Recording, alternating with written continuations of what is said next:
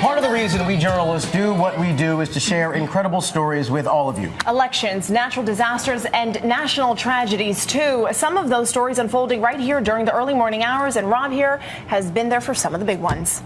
The rescue, finally, of those 33 Chilean miners who spent 69 days underground. The miners range in age from 19 up to 63. Some are fathers, some husbands. One is even a former soccer star. An 8.8 or perhaps 8.9 magnitude quake struck at 2:46 local time in Japan. Do you get a sense that people are heeding those warnings? Is there a movement in the country now, folks trying to get out of harm's way with more tsunamis likely in all of this?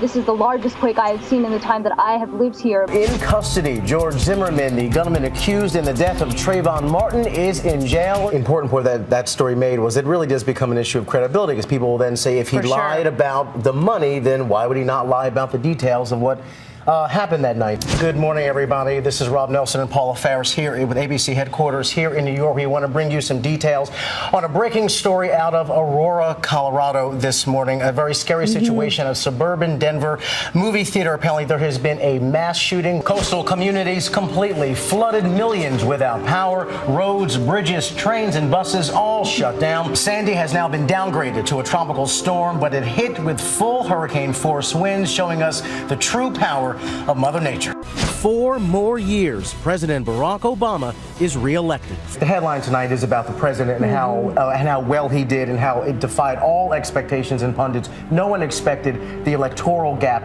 to be as wide as it was. Apparently, the gunman first entered a kindergarten classroom, so even younger kids, and it was empty. He thought it was empty, but the kids were actually in a bathroom area where the teacher had taken them. Then, after thinking that room was empty, he went into that first grade classroom where he proceeded to kill 15 of the 16 students in that classroom. And now that the inaugural song and dance is over, President Obama has a big agenda for his second term. Some folks even said it seemed more like a State of the Union address than it did, an inaugural. I mean, he hit so many policy issues, whether it was climate change for the first time, gay rights issue, equal pay for equal work, immigration reform.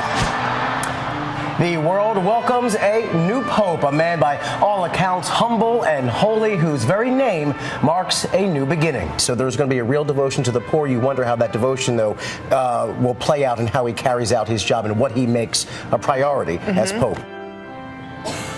Fun is the charm of this show. News is still its mission. We'll be back.